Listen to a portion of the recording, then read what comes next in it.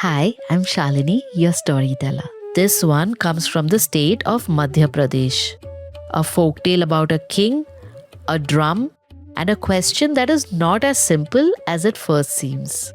Long ago, in a kingdom surrounded by forests and wide open fields, there lived a king known for his sense of justice. In his court, there was an unusual object, a drum.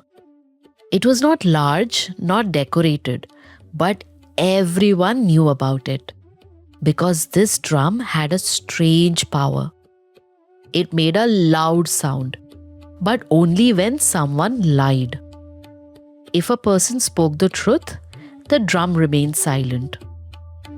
People feared it because silence could protect you, but sound could not be denied.